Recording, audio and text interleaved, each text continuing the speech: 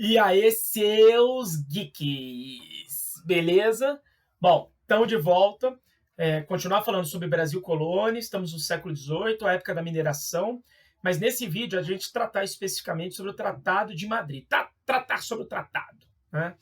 Que é, a gente no último vídeo falou sobre a gestão do Marquês de Pombal, óbvio, umas pitadinhas, né, do impacto dele em Portugal, mas principalmente aqui no Brasil, e o Tratado de Madrid, que não foi gestado por ele, mas que foi implementado, né, quando ele sobe ali o cargo daquela espécie de primeiro-ministro, né, aquele ministro superpoderoso, em 1750. E sendo que o Tratado de Madrid ele vai ter várias repercussões, né? Uma coisa que às vezes assim parece pouquíssimo em prova, em sala de aula, sobretudo em pré-vestibular, às vezes nem se comenta, mas teve um tratado que anulou o Tratado de Madrid, um tratado de 1761, o Tratado del Prado. E aí ele vai ser recuperado em 1771 com o Sandelfonso, com algumas correções, né, de 1750. E em 1801, o Tratado de Madrid é plenamente recuperado do jeito que ele foi desenhado lá. Tá? Mas vamos colocar essas coisas todas aqui. O primeiro é o seguinte: você sabe que essa questão da redivisão territorial, ela aparece, ela vem à tona por conta da descoberta dos metais preciosos, né? E boa parte, ou pelo menos assim, uma parte bem razoável da zona aurífera ficava na parte espanhola de acordo com o Tratado de Tordesilhas. E aí Portugal, alegando aquele princípio jurídico de que é dono quem cuida como se dono efetivamente fosse, utis possidetis, né? Consegue remodelar, tem força política para remodelar o Tratado de Tordesilhas e vai virar esse Tratado de Madrid. O diplomata português, que foi muito fundamental para isso, era Alexandre de Gusmão. Né? Isso é reinado do Dom João V, que é o Rei Sol, né? Português, que é essa primeira metade do século XVIII, né? O fluxo de metais preciosos do Brasil para Portugal, né? Essa época de apogeu do absolutismo, né? De bonança, né? De aquele aparente crescimento da corte portuguesa, que a gente até falou disso, né? Do ponto de vista estrutural, as bases como funcionava Portugal, esse crescimento de Portugal, ele não se sustentava, né? Ele tinha prazo de validade. O fato é que esse diplomata, né, no período de governo desse rei, que é o Afonso, que é o João V, depois vai ter o João VI, né, que é o filho da Dona Maria I, né, a que ganha a alcunha lá de louca. Ele é quem negociou com a Espanha, uma negociação assim muito habilidosa, porque o Tratado de Madrid, o ganho territorial que ele dava para Portugal, né, e que vai ficar de herança para o Brasil, era absurdo, assim, né? Ou seja, Portugal saiu daquela faixa, assim, para a gente ter uma noção, o Distrito Federal estava dentro do Tratado de Tordesilhas, né? Dentro da parte portuguesa do Tratado de Tordesilhas. O DF está relativamente, a gente está bem próximo, né, do que seria a linha do Tratado de Tordesilhas. Eu até faço questão de falar para o pessoal em sala, né, para ter essa noção assim de profundidade, né, do Tratado de Tordesilhas. Para quem mora em Brasília, se você for a Pirinópolis, você pode ir, né, pela mesma estrada que vai para Goiânia, né, e pega depois por dentro por Abadiânia, mas você pode ir assim, que seria o caminho mais clássico, né, o caminho antigo, que é o que pega estrutural, vai para Águas Lindas do Goiás e come chão para ir até Corumbá, né? Sendo que nesse caminho que tem entre Águas Lindas e o trevo que leva a Corumbá, mais perto do trevo tem uma placa do acostamento à direita de quem está indo, né, indicando onde passava o Tratado de Tordesilhas. Então, assim, alguns quilômetros aqui, né, daqui para Peri, uns 170, né, então, lá, 100 quilômetros daqui, né, só para você ter ideia da profundidade. Olha o que o Brasil não ganhou, né, qual foi o avanço de Portugal, né, levando em consideração essa negociação conduzida pelo Alexandre de Gusmão no Tratado de Madrid. Vale, assim, destacar, óbvio, isso tudo para o encaminhamento da negociação é vantajoso, né? A princesa espanhola era de origem portuguesa. Você se lembra que Portugal nasce da Espanha, né? Condado portucalense, vai virar o Reino de Portugal, depois o Estado de Portugal, batendo de frente com os reinos que vão formar a Espanha, né? Com Leão, com Castela. E a Espanha se unifica, né, ganhando também uma guerra de Portugal, depois do casamento de Isabel com o Fernando, ganhando uma guerra de Afonso V, que era o rei de Portugal, tio de Isabel, que queria conquistar os reinos, né, hispânicos para anexar a Península Ibérica, formar a União Ibérica, mas Portugal à frente. Então, assim, eles têm uma origem que é umbilical, vamos dizer assim. E uma vez que Portugal e Espanha estão formados, né, houve um acordo entre os países, onde meio que o príncipe de um se casava com uma princesa do outro lado, né? Um príncipe de um lado se casava com a princesa do outro. Eles cruzavam as famílias, né? Mesmo em tempos de crise, esses cruzamentos eram mantidos. Então, a princesa da Espanha era uma portuguesa, Carlota Joaquina, né? A esposa de Dom João VI, né? A princesa, né? A imperatriz de Portugal, era espanhola, né? E esse contato, né? A presença da família de Portugal, mais Portugal no auge por conta da mineração, deu essa força e o tratado foi absurdo de vantajoso, o ganho territorial foi muito grande. Eu já tinha comentado isso lá no vídeo do Marquês de Pombal, mas quando a gente olha para o Tratado de Madrid, já dá para ver a cara do Brasil. Né? Não é completamente, eu sei, o seu coração palpita fortemente pelo Acre, entre outras áreas. O meu, por exemplo, né, para quem morou em Ponta Porã, Mato Grosso do Sul, uma área que a gente ganhou na Guerra do Paraguai, foi outros detalhes do mapa. De qualquer forma, o tratado, quando ele foi assinado pelo Dom João V, ele morreu logo na sequência. E a implementação do tratado seria pelo rei na sequência, que foi o José I, que substituiu o Alexandre de Gusmão, vamos dizer assim, como uma figura importante, né, do Conselho Real, de ministro, de diplomacia, justamente pelo Marquês de Pombal. E tinha uma coisa prevista no Tratado de Madrid que não agradava tanto o Marquês de Pombal, e a gente vai ver que isso tem consequências. Eu acho que você lembra que o Tratado de Madrid ele previa uma troca de territórios. Assim, no norte, foi usado como parâmetro a bacia do Rio Amazonas para fazer a divisão territorial, sendo que entre Brasil e Guiana já tinha se feito a divisão desde 1713, no primeiro tratado de Utrecht, pôs fim a uma série de guerras na Europa, a Guerra dos 80 Anos, né, a guerra que envolvia os Países Baixos com a coroa espanhola e tudo mais. E aí, desse tratado, Portugal e França usaram o rio Oiapoque como divisa do território brasileiro para o território francês, né, esse da Guiana. E aí os rios da bacia amazônica foram usados com essa diferença do que seria português e do que seria espanhol. E no sul do país, que é onde vai se desenrolar o maior dos dramas, inclusive, se usou a bacia do Prata, né? Então, os três rios que formam o Prata, né? O Rio Paraguai, o Rio Paraná, sendo que quando o Rio Paraná e Paraguai se juntam, fica o nome de Paraná, e o Rio Uruguai. Né? Esses três, correndo para o Atlântico, formam o Rio da Prata para deságua no Atlântico. Essa bacia foi usada como parâmetro ali para distribuição. E aí havia uma troca territorial, porque numa parte do que seria agora o novo Brasil, né, o novo território brasileiro, tinha lá o famoso 7 povos das missões. Né? Eu já tinha feito comentário que, na verdade, eram mais de 7 povos. Né?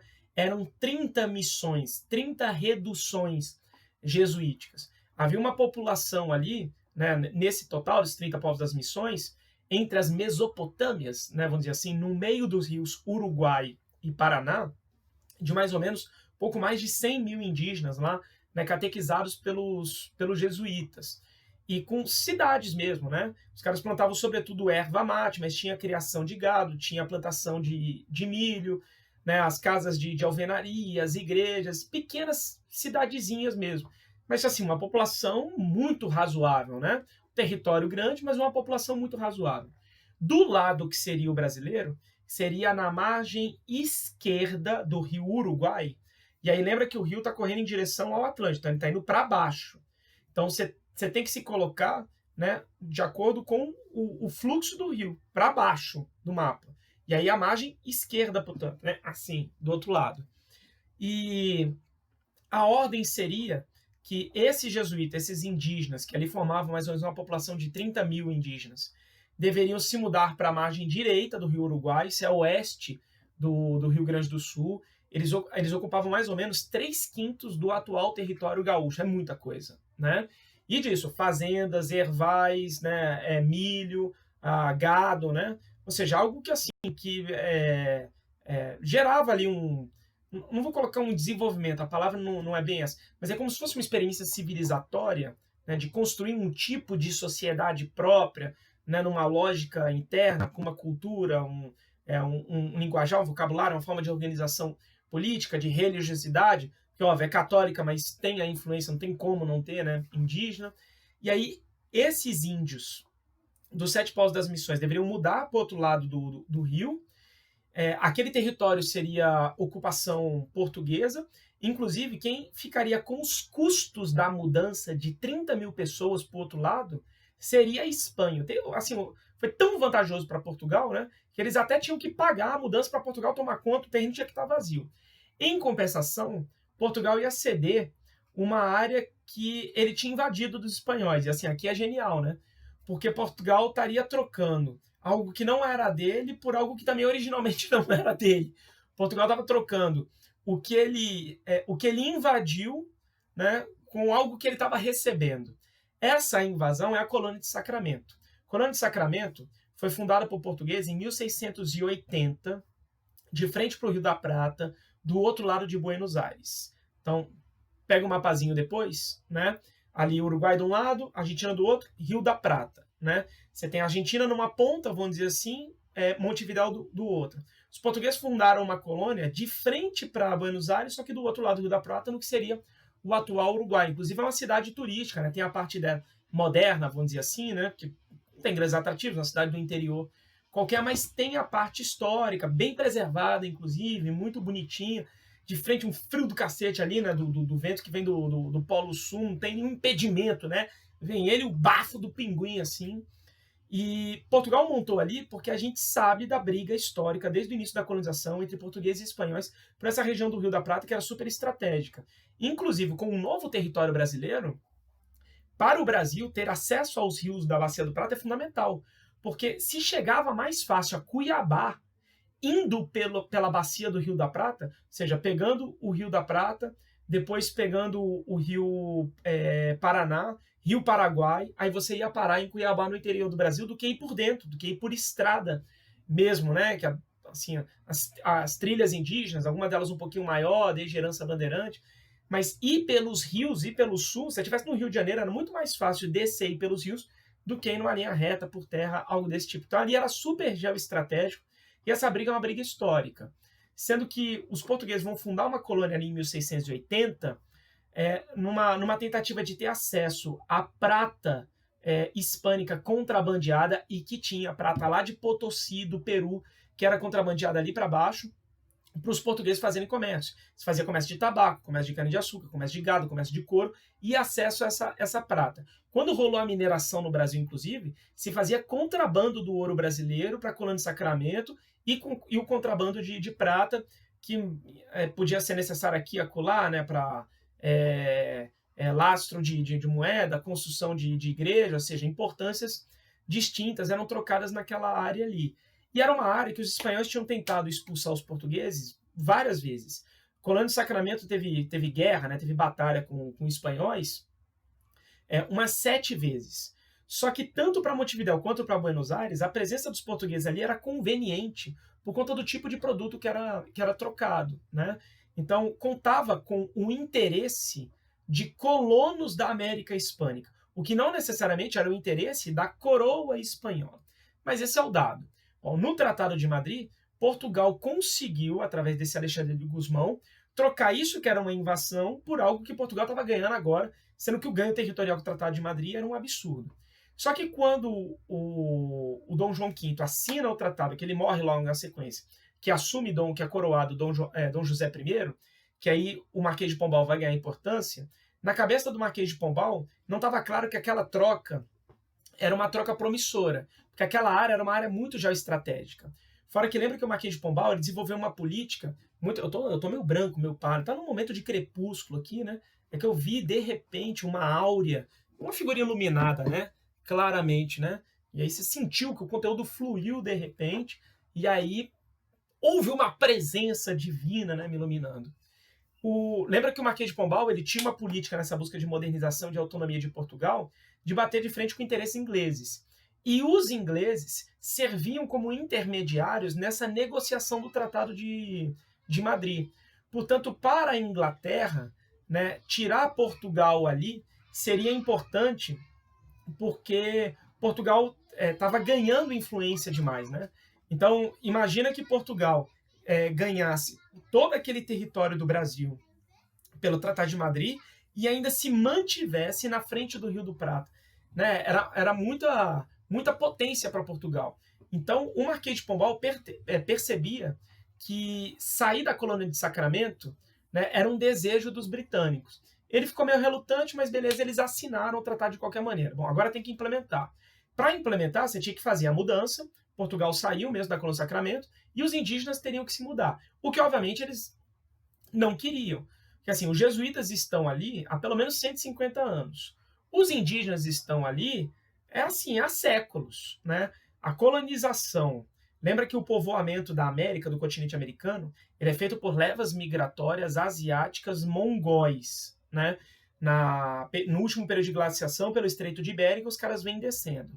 A chegada dos primeiros grupos, né, asiáticos, isso que vão virar os indígenas, na América do Sul, tem gente falando em 15 mil anos antes de Cristo. Aí depois vão povoar ali a Amazônia, depois vão migrar para o resto do continente, né, na parte sul-americana. Então, assim, eles estão ali há tempos imemoriáveis, vamos dizer assim. Você não chega para uma população simplesmente falar, atravessa o rio aí. Mesmo porque, para esses indígenas, fazer parte do controle português não era uma boa notícia, porque a gente sabe do atrito que eles tinham com pessoas do Brasil colônia, principalmente os paulistas, os mamelucos, né, os bandeirantes. Então, obviamente, não foi bem recebido, né? Deram 6 meses para eles se mudarem. Os jesuítas, a grande parte dos jesuítas, optou pela mudança. Inclusive, vários jesuítas atravessaram o rio Uruguai, né, da margem esquerda para a margem direita, com vários indígenas, a população de 3 mil. Agora, eu vou arredondar mais ou menos uns 5 mil resolveram, de fato, resistir. E aí, o primeiro ato, que é considerado assim o ato de guerra, que é o Tratado de 1753. Deram 6 meses, depois deram mais 6 meses, foram meio que dando uma protelada, porque foram até protelando, até porque contrataram uma equipe, inclusive de italianos, do que havia de melhor na Europa, de cartógrafos, de geógrafos, de... Como é que é? Eu tô lembrando só de... Ah, meu Deus do céu. Esqueci o nome da porcaria da área, né? Gravação ao vivo, ó, vai pro vídeo assim mesmo. Vou contar essa merda. De astrônomos. Lembrei? Tá falando de astrologia só, né? De índio, qual é o seu mapa, né? Não. De astrônomos, se bem que astrologia e astronomia na época estavam juntos. Ou seja, uma série de profissionais, tanto espanhóis quanto portugueses, né? Uma missão demarcatória para ir para aquela região. E aí, eu até tinha separado certinho, o dia é 1753, que é quando vai ser considerado o início da declaração de guerra, que vai gerar a guerra guaranítica. É isso que a gente está construindo aqui, né? Os indígenas guaranis, que eram das missões jesuíticas, fizeram uma emboscada para esses profissionais da missão demarcatória. Era muita gente, era mais de 200 pessoas. E aí mataram os caras numa emboscada. Aí eu separei os números. Foram 230 mortos, 73 prisioneiros. E aí a coroa espanhola e a coroa portuguesa declararam guerra às missões jesuíticas, né? Bom, o líder lá dos indígenas era o Sepete Tiaraju. Sepete Tiaraju era o nome da figura. Ele era um alferes, inclusive. Ou seja, ele tinha uma patente de exército. Porque como ele era da missão jesuítica, era catequizado, esses caras andavam de roupa, né, eram indígenas aculturados. Então ele andava de uniforme militar, tipo espanhol mesmo, né? Inclusive as mulheres, de vestido, catequizado. Casamento na igreja, monogâmicos, né? A unidade da família cristã ocidental. E aí ele decide pela resistência. Porque quando mataram lá o pessoal da missão demarcatória, óbvio que Portugal e Espanha declararam guerra e foram organizar uma expedição para fazer uma ofensiva. Os números aqui, para você ter ideia, assim, é do drama mesmo da coisa, né? Que Portugal organizou um exército de 1.620 homens, entre portugueses, pessoas que tinham nascido no Brasil colônia ou até mesmo mercenários. A Espanha montou de 1.670, sendo que desses 1.670 espanhóis, vamos dizer assim, só 470 eram do exército efetivo, regular mesmo. Todos os outros, né, os 1.270, eram de mercenários contratados na região de Corrientes, Entre Rios, Misiones, né? Ou seja, áreas ali da Argentina, áreas do Uruguai, mesmo áreas do Brasil, que eram os conhecidos gaudérios. né? E era um pessoal que estava acostumado a lidar com o indígena de uma forma muito brutal, né? Eram pequenos fazendeiros, roceiros, alguns meio nômades, inclusive, e um pessoal do interior, portanto, e que lidava, assim, tinha contato com a população indígena local, porque ali também viviam os minuanos, viviam os charruas, que eram umas tribos que não aceitavam a catequese. Eles eram chamados pelos jesuítas de irredutíveis, ou seja, nós não conseguimos reduzi-los, agrupá-los à missão jesuítica. As próprias missões de guaranis tinham atrito com esses índios, porque como eles eram nômades, eles viviam muito do que eles saqueavam, do que eles roubavam das cidades e das fazendas das missões jesuítas, gado, ou mesmo colheita. Então, assim, esses gaudérios eram conhecidos, inclusive, até uma gíria gaúcha, né, para falar do sangue gaúcho, gaudério, enérgico, raçudo, né? E essa galera que foi contratada. O Seté Tiaraju, ele vai morrer na primeira batalha, assim, pouco tempo, porque ele tinha uma estratégia de fazer também uma emboscada, meio que numa garganta de morro, né? Meio que um vale pequenininho assim. E aí ele desistiu dessa estratégia, não se sabe por quê, e decidiu ir para a luta com o exército português e espanhol em campo aberto. E aí morreu logo de início. Parece que o cavalo dele pisou no buraco, caiu, né? Aí fincaram uma lança nele, ele foi levado prisioneiro, né? Assim, os índios perderam a liderança, né? Quer dizer, a moral já baixou, e aí ele foi torturado, esfolado, né? Chegaram a colocar pólvora no corpo dele e ficava acendendo, até que um dos militares lá deu um tiro na cabeça dele, e depois decapitaram ele, né? Terrível. E aí quem vai assumir a liderança é um cara chamado Nicolau Yengueru. Esse Wengueru era o nome de um cacique que passou para o filho, também batizado, né? Então daí Nicolau. Esse era um cara assim, a gente vai para o conflito e aí é matar ou morrer. E matar ou morrer foi uma atrocidade, uma atrocidade. Esses eventos eles vão de 1753 até 1756. Todos esses eventos duram 3 anos. Até os indígenas fazerem a emboscada lá para o pessoal da missão demarcatória, né? Até esse último combate com Inhangaru, né, no comando. Os dados são assim: 1h30 de batalha, beleza? Da parte espanhola, os números são 1.511 índios mortos, 154 presos. Os números portugueses, 1.723 mortos, 127 presos, e uns 300 e cacetada conseguiram fugir. Em 1h30, de 1.500 a 1.700 mortos, né? Quer dizer, é um desastre, foi efetivamente um massacre. E aí os ervais, as plantações, inclusive assim, o gado, né, foi tocado pro outro lado. Mas quando os jesuítas desocuparam os outros indígenas, e aí foram 5 mil que foram para a resistência, né, de uma população mais ou menos de 30 mil, né, uns 25 mil se mudaram pro outro lado. E aí os portugueses, quando ocuparam, botaram fogo em tudo, não aproveitaram nada.